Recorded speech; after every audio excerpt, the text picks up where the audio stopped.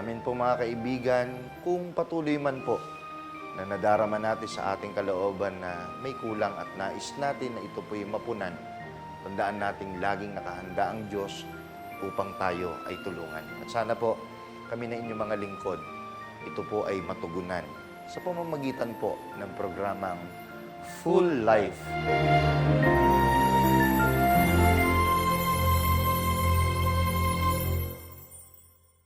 Salamat sa Panginoon na patuloy na nagbibigay ng pagkakataon sa amin upang makapaglingkod sa inyo sa pamagitan ng programang ito na Full Life. Isang magandang topic ang handog namin sa inyo na kapupulutan natin ng aral sa isang matagumpay na pamumuhay. Kaya tayo na po sa mahalagang topic na ito na may pamagat na BFF. Unang na-establish po ang katagang BFF noong September 2010. At pinaniniwala ang itinatag ang acronym na ito noong taong 1996. Ang unang pagkakataon na talagang binuhay ito sa telebisyon ay noong pong taong 1997 kasama ang aktres na si Lisa Kudrow na madalas itong gamitin sa hit show na Friends. Friends, opo. Habang gumaganap bilang isang kanyang mahalagang karakter na si Peggy Buffet. Ang acronym na BFF ay idinagdag sa New Oxford American Dictionary noong pong 16 September 2010. Ang BFF ay stands for Best Friends Forever. Yun po. Totoo bang merong BFF? Opo. Best Friend Forever? Meron ba talagang pangyayari sa Biblia na natala na masabi nating BFF talaga? Best Friend Forever, mga kaibigan. Kaya narito po, tunghayan po natin ang banal na kasulatan at atin pong basahin, atin pong limiing mabuti, pag-aralang mabuti, maunawaan po natin na totoo pala na meron pong BFF, Best Friend Forever. Dahil naniniwala po kami, hindi lang po tayo makaka-relate, kundi kailangan po natin ito. Sino nga ba namang tao ang hindi naghahangad ng magkaroon ng hindi lang tapat na kaibigan, kundi kaibigan magpakailanman.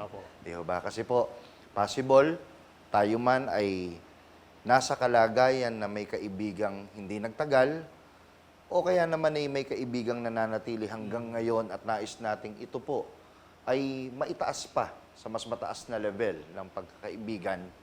Wala pong perpektong halimbawang kapupulutan tayo ng aral upang maabot ito, kundi ang banal na kasulatan. Opo, tama po kayo, Ron. Kaya po, simulan na po natin sa unang Samuel, Kapitulo 13, versikulo 1 hanggang 3. Kasama po ang 1 Samuel 17:51. Narito po, si Saul ay may 40 taong gulang nang siya'y magpasimulang maghari.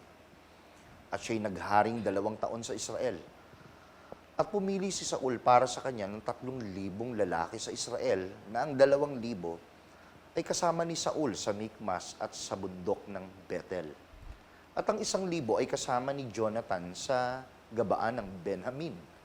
At ang labis ng bayan ay sinugo niya bawat isa sa kanyang tolda. At sinaktan ni Jonathan ang pulutong ng mga Pilisteo na nasa Geba.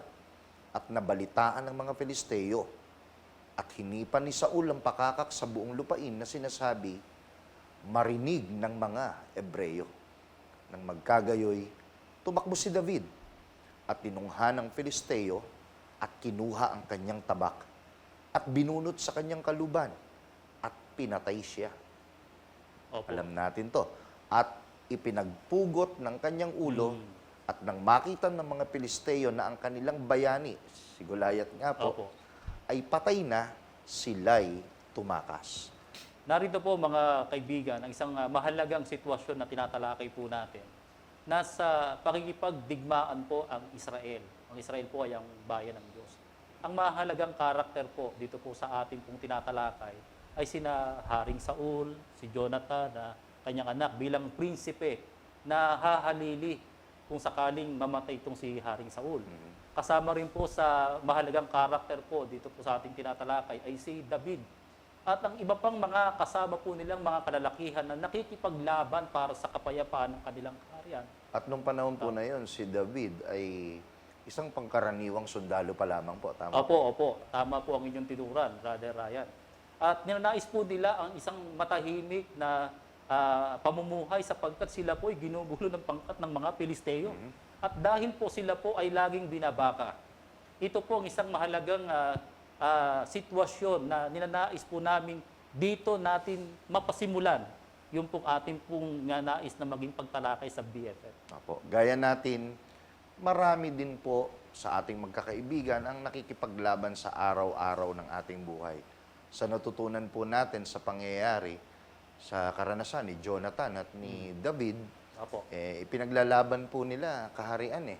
Opo. Hindi lang yon, karangalan ng hari Opo. na tatay, no? Ang masalaman ni Jonathan. So napakaraming aspeto ang makikita po natin na ipinaglalaban po ng magkaibigang si Jonathan at si David. Hindi man po kasing laki ang hinaharap nating labanan. Kayo po na mga magkakaibigan dyan, kung ikukumpara po sa experience ni Jonathan at ni David, nananatili, hindi biro ang iba't ibang bagay na ating ipinakikipaglaban sa ating pong buhay para maipagtagumpay. Saka makikita po natin dito po sa sitwasyon nila na ating pong tinatalakay na tauhan sa pag-aaral na ito ay yung lumalalim nilang pagiging magkaibigan. Kasi nga po talagang nakasuong ang kanilang buhay sa kamatayan. Kaya yung pong kanilang pagiging magkaibigan ay nasabi po nating kasama po yun sa ipinapakipagbaka nila. Kada labanan, panibagong karanasan, masasabi nating dagdag na pagtibay ng kanilang samahan. Di ganun ba? po, opo. Kaya po, yung buhay nila, yung buhay natin, buhay pakikibaka po yan ayon sa aklat ng Hope 14:14. Pakibasa nga po, brother. Narito Ryan. po mga kaibigan, lahat ng araw ng aking pakikipagbaka ay maghihintay ako hanggang sa dumating ang pagbabago. Gaya po nila, ginagawa din po natin ang lahat ng paraan para maipanalo ang laban, di po ba? Opo. Pero paano kaya matatagalan ang hamon ng buhay na talagang bumabaka sa ating gusto tayong talunin? Ang tanong po kaya natin, Brother Ryan, kaya po ba natin mga kaibigan? At sapat ba ang kakayahan natin, katapangan natin, at husay sa pakikipagbaka para makatagal tayo sa labanan at maipanalo ito? At higit sa lahat, sapat ba yung Opo. naipong panahon para tumibay yung pagsasama? Kasi Opo.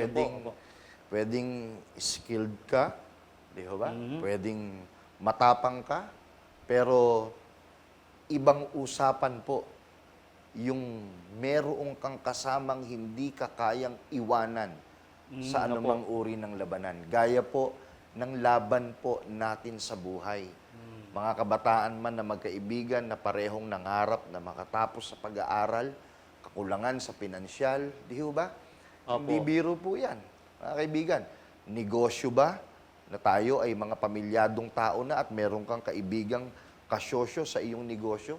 Hindi birong mga laban sa buhay dahil ito po ay may kinalaman sa ating pangarap at hindi pwedeng ito po ay isang tabi natin. Napakaraming Opo. aspeto, maging mga pangarap natin kung tayo man po ay mga artist, meron tayong pangarap na one day makilala po yung ating mga pinaghirapan. Kaya matututo po tayo sa aral ni David at ni Jonathan kahit ito po'y matagal ng panahon nangyari, pero kailangan po natin na yung kanilang tibay ng pagsasama ay maranasan nating sa atin po ay mangyari. Di ba? Opo, Brother Ryan. Kaya masabi po natin na ito pong pangyayari sa kanilang dalawa, talagang napakagandang pagtularan ng ating pong pagiging magkakaibigan sa panahong ito. Eksakto po. Kahit matagal ng panahon, ang pangyayaring ito na nasulat sa banal na kasulatan, talagang kapupulutan niyo po ito ng determinasyon, ng katatagan ng kalooban para ipagpatuloy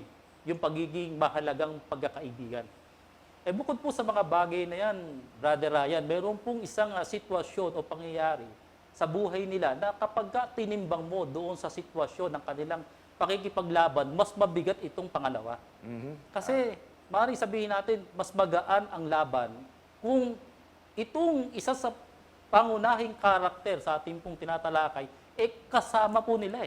Pero sa pagkakataong ito, isa pa sa nagpapabigat na para bang sisira sa kanila para yung determinasyon ng pakikipagbaka mabuwag. Tunghayan po natin ang bagay na ito. Kaabang-abang po ang sinabi po ni Brother Amadeo. Iintrohan ko po bago ko po basahin yung tinutukoy Opo. niyang mas mabigat na kinaharap ni Jonathan at David. Para magkaroon tayo ng point of comparison, dahil sa mga first part po na ating binasa at pinag-aralan, most of the time, ang laban po nila ay upang ipagtanggol ang kaharian, upang ipagtanggol ang kanilang samahan, upang ipagtanggol ang karangalan ng hari. Opo. At ito'y laban sa labas, di ba, ng Opo. kanilang kaharian. Pero yung tinutukoy po ni Brother Amadeo na mas mabigat, abangan nyo po. Pero para introhan ko, mga kaibigan, tandaan po ninyo, sa lahat ng mga magkaibigan po dyan, ang pinakamabigat na laban po natin ay kung hanggang saan tatagal ang ating pagsasama. Yan. At yan po'y mapupulot natin ang message sa mga next verses na aking babasahin. Chapter 18, verse 5 to 8 ng 1 Samuel. Nagtatagumpay si David kahit saang labanan siya ipadala ni Saul. Okay pa po sila rito, Brother Amadeo, Opo. no? Kaya't siya'y ginawa nitong puno ng mga kawal. So ito po, mula po sa isang pangkaraniwang soldier, ngayon po naging leader na si David, mga kaibigan. At pagkataas niya sa tungkulin ay ikinagalak ng buong Israel. May imagine po natin dahil sa dami ng labanan, nakilala na siya at tapos itinaas ang kanyang posisyon kung kaya't marami po ang naligayahan. Opo. Mula sa pangkaraniwang mamamayan hanggang sa mga pinuno sa palasyo, matapos mapatay ni David si Goliath, eto na, nagbalik na si Haring Saul at ang kanyang mga tauhan. Sa bawat bayang madaanan nila, sinasalubong sila ng mga kababaihan na umaawit at sumasayaw sa saliw ng mga pandereta at alpa. Imagine niyo po yung sitwasyon, mga kaibigan. Dito na po nagkaroon ng malaking pagbabago which will lead us doon sa sinasabi ni Brother Amadeo Opo. na nung unay mabigat ng labang maituturing ang ipagtanggol ng bayang Israel, pero may mas mabigat pa palang pagdadaanan si Jonathan at ni David. At dito po nagsimula yon. Let me continue po. Eto na. Ganito ang kanilang awit. Libo-libo ang pinatay ni Saul, ang kay David ay 10,000. Nagalit si Saul at naisaloob niya. Kung sinabi nilang 10,000 ang pinatay ni David at ako'y libo-libo lang, kulang na lamang ay siya ang kilalanin nilang hari, mga kaibigan. Yan po ang sitwasyon, mga minamahal naming mga kaibigan, na napakabigat na pangyayari sa buhay ng magkaibigan. Na yung hari na kanila pong tinutulungan, sinusuportahan para ipakipaglaban ang kaharian, ay nagkaroon ng malaking galit, na ang galit na ito ay bunga ng pagkainggit. Yun na. Mhm. Kasi nga po, ang pagtatagumpay ni David ay talagang sunod-sunod. Lahat ng kanila pong ipinapakipaglaban ay ipinagtatagumpay nila. Kaya marami po siyang napatay. At tama naman po yung nakalagay sa awit. Talagang dahil sa palagi po siyang nakasuong sa pakikipagdigma, ang dami po niyang napatay. At yun ang ikinagagalak ng buong bayan. At tama naman po yung awit. At yun naman po ang labis na ikinapagselos ni Saul, Ni Saul. na hari po nung panahon na yun. At ito po sinasabi ni Brother Amadeo, mga kaibigan, na mas mabigat na laban. Nung una, pinaglalaban mo yung kaharian sa isang pangyayaring hindi naman maituturing na kasalanan ng kaibigan ni Jonathan at na si David. Eventually, ang naging kalaban nila ay mismong hari sa kaharian. Opo, dahil nga po sa ang kanyang puso ay naiinggit sa pagtatagumpay ni David. Subalit hindi ang si Haring Saul. Hindi siya katulad ng mga mamayan na nagpupuri kay David. Sa halip, ang kanyang puso ay nagagalit dahil sa inggit sa pagkakita niya ng pagtatagumpay ng kanyang hinirang na puno ng mga kawal. Ang tanong dito, mga kaibigan, sana nakita po natin yung malaking kaibahan at mas malaking laban na hinarap ni Jonathan at ni David. Yung tipong okay naman yung pagsasama ninyo, tapos Opo. merong kang kamag-anak sa case ni Jonathan at ni David, ay tatay mismo ni Jonathan ang pwedeng maging banta sa relationship ni Jonathan at ni David. Di po ba? Opo, kaya masabi po natin na ito'y malaking hamon sa kanilang pagiging magkaibigan. Ipagpapatuloy pa kaya nila yung pagiging magkaibigan nila dahil ang humahadlang na, ang bumabakan sa kanila, yung hari na noon ay sinusunod nila, yung ipagtanggol nila laban sa mga Pilisteo. At ito ay naging mabigat para sa kanila, Brother Ryan. Kaya po, mga kaibigan, kung i-relate natin sa ating pong panahon, nabanggit ko kanina yung mga example sa kasalukuyang panahon ng ating laban, nangyayari po kasi ito, magkaibigan sa negosyo, for example, hindi naiiwasan, meron pong nanghihimasok sa kasunduan ng magkaibigan na iba, no? O walang kinalaman dun sa kasunduan. Opo. No? Pasensya nang masabi, pwedeng magulang din natin, di ba? Okay lang kung nagpapayo, pero kung pwedeng makasira dahil may lamang inggit yung kalooban, gaya ng experience ni David at ni Jonathan, kay Haring Saul, pwedeng mangyari po yan sa atin, di ba? Sa magka-eskwela, for example, nagsisikap kayo magtulungan na abutin ang inyong mga pangarap sa buhay, pero sa halip na suportahan kayo ng inyong mga kaklase, di maiwasan, merong naiinggit na sa halip na ikatuwa, Opo. nag-iisip pa ng hindi mabuti na nagiging banta nga upang ang relasyon ng magkaibigan ay magkaroon ng hangganan. Kaya po, sa panig po ni David, talaga pong mabigat na sitwasyon po ito. May labanan sa labas, buhay ang nakataya, may laban din sa loob. At alam natin na yun nga po yung pagkainggit ng hari sa kanya. Buhay din ang nakataya po. Kaya mga kaibigan, anong solusyon po dito? Di ba? Kung ito man po ay ating nararanasan. Kasi napakadaming bagay po na itinaguyod po nila bilang magkaibigan. Para po mapanatili nila ang kanila pong pagsasama, para mapanatili nila at hindi masayang ang mga nakaraan nilang pagsasama. Kasi nangyayari po yan, Brother Amadeo. Dahil nga po may nanghimasok sa kanilang relasyon, nagagawang piliing putulin na lang yung ugnayan ng magkaibigan na parang hindi pinanghihinayangan yung tagal ng panahon ng kanilang pagsasama. Pero Biblia po ang tutulong sa atin.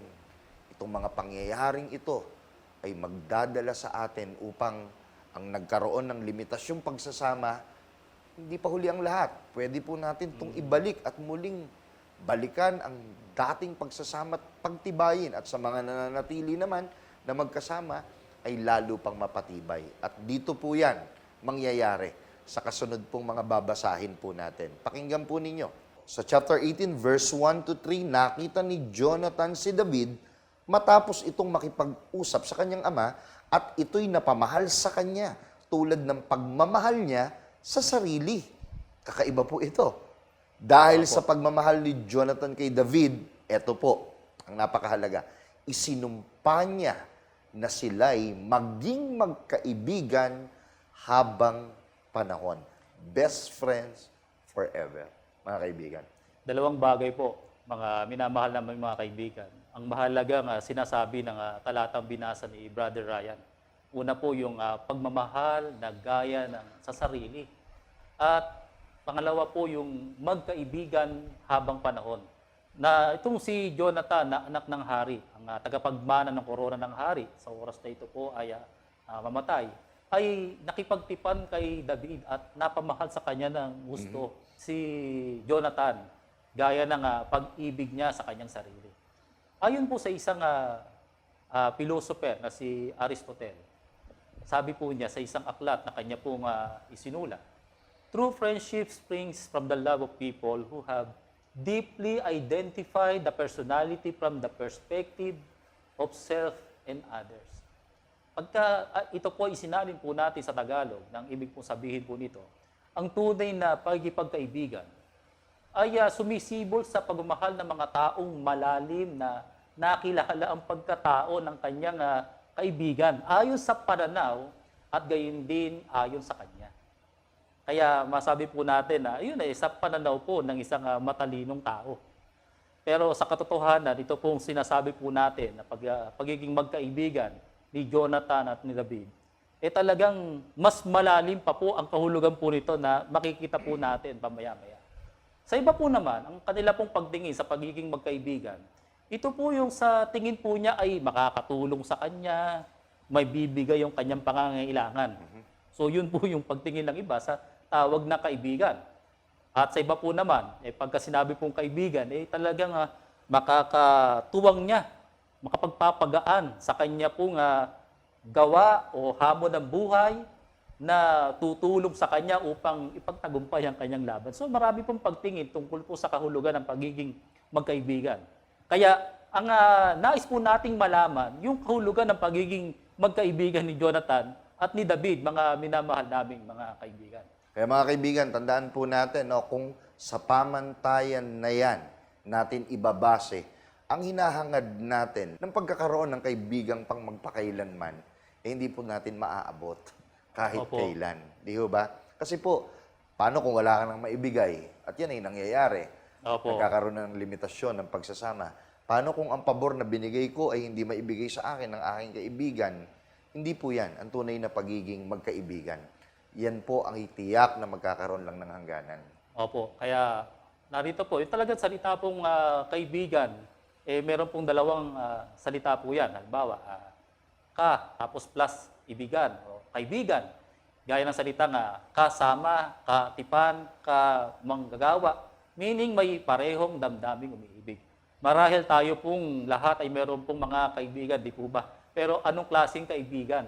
Gaya din po ba ito ni Jonathan? Gaya po ba ito ni David? Talaga pong masabi po natin na pinakamabuting kaibigan, yung ipinapahayag nilang dalawa. So narito po ang solusyon, mga kaibigan, na po, hangarin natin kung talagang nais natin magkaroon ng tapat na kaibigan na forever ang inyong magiging pagsasama sa hirap at ginhawa.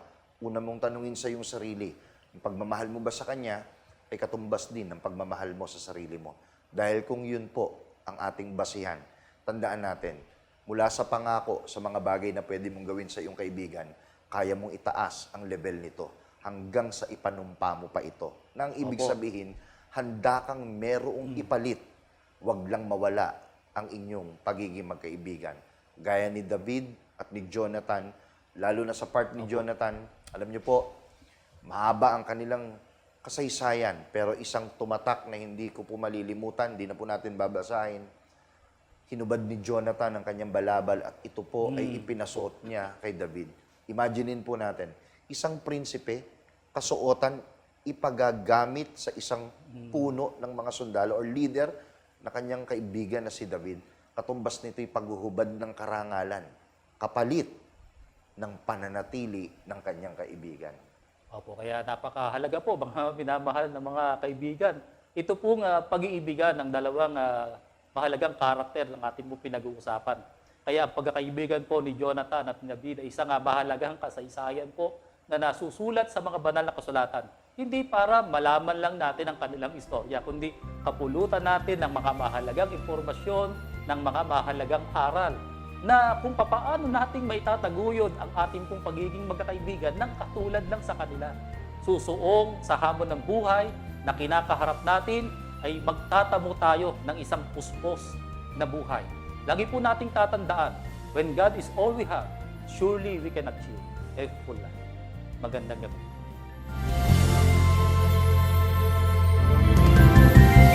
Maraming salamat po sa inyong pagtangkilik sa palatuntunang ito ng Kabanal-Banalang Iglesia ng Diyos kay Kristo Jesus. Kung nais po ninyong mapanood ang iba pa naming programa at upang lubos po ninyong makilala ang Kabanal-Banalang Iglesia ng Diyos kay Kristo Jesus, mag-subscribe sa ating YouTube channel na The Most Holy Church, bisitahin ang aming Facebook page na MHC Media. At bisitahin ang ating official website na www.mostholychurch.com. Maraming salamat po.